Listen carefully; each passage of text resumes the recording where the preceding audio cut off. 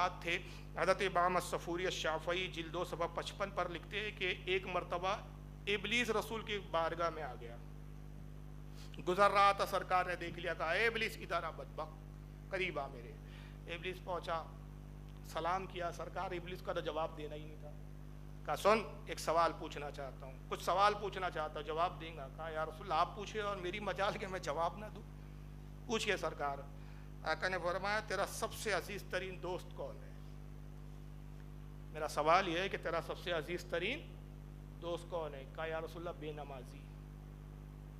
मेरा सबसे महबूब और अजीज दोस्त कौन है? बेनमाजी, जो नमाज नहीं पढ़ता। फिर कहा तेरा मेहमान कौन है? कहा चोर। जब किसी के घर में चोर चोरी करने जाता है वो मेरा मेहमान होता है। फिर आका ने कहा तुझे इज्जत परवरदिगार की कसम, अब जो पूछ रहा हूँ अब इसमें झूठ मत बोलना। कहा या रसूलल्लाह वैसे भी मैंने 2 सवालों के जवाब में झूठ नहीं बोला है, और खुदा की कसम मैं झूठ बोल भी नहीं सकता आपसे, हालांकि मैं झूठा वाक़ हुआ हूँ, लेकिन मैं जानता हूँ अगर मैंने आपसे ज़रा भी झूठ बोला जिब्रील आके इसकी खबर दे देंगे आप। तो हुजूर मैंने वैसे भी झूठ नहीं बोला और अब भी झूठ नहीं बोला। कहा हाँ सुन, इज्जत परवरदिगार की कसम दे के कहता हूँ, अब जो मैं पूछ रहा हूँ उस पर झूठ ना बोलना। ये बता कि तेरा सबसे ज़्यादा महबूब और पसंदीदा शख्स कौन है? सबसे ज़्यादा तू किसको महबूब रखता है, किसको पसंद करता है?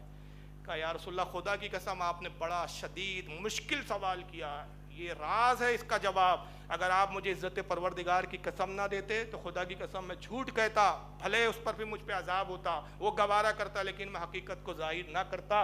मगर आपने इज्जत परवरदिगार की कसम दी, अब मैं पाबंद हूँ कि मैं सच कहूँ। या रसूलल्लाह मुझे सबसे ज़्यादा महबूब और पसंदीदा वो शख्स है जो अबू बकर सिद्दीक और उमर को गालियाँ देता है।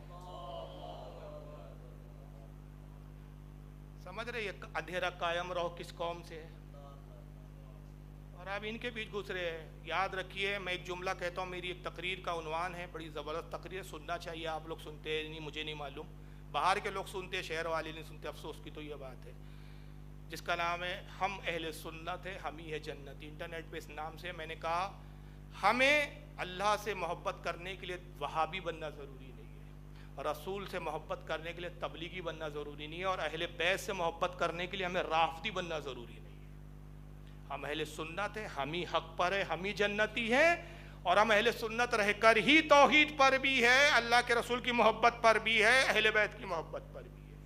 ये कोई पैमाने नहीं है कि भाई मोहब्बत अहले बैत के लिए आप राफ़दी चल हो जाए, यार वो बड़े मोहब्बत करते हैं अहले बैत से। अरे वो अहले बैत से मोहब्बत नहीं करते, हराम को उनसे बड़ा कोई नफ़रत ही नहीं है।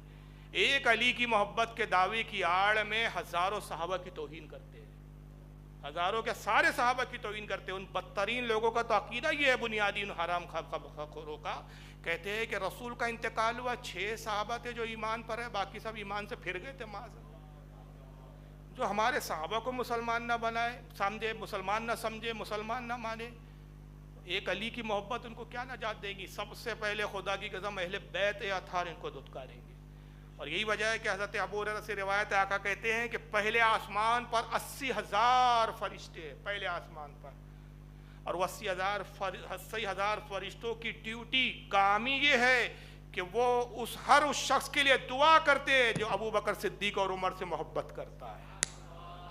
फिर आका ने फरमाया दूसरे आसमान पर 80,000 फरिश्ते हैं, वो हर उस शख्स पर लानत भेजते हैं जो अबू बकर सिद्दीक और उमर पे वो बुरा भला कहता है।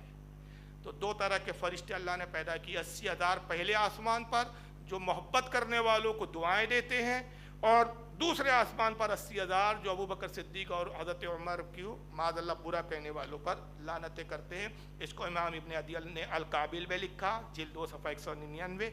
इमाम इब्न हजर अस्कलानी ने लिसानुल मीज़ान जिल्द 4 सफ़ा 41, अब्दुर्रहमान सफ़ूरी ने रुज़तुल मजाली जिल्द 2 सफ़ा नंबर 582 पे लिखा।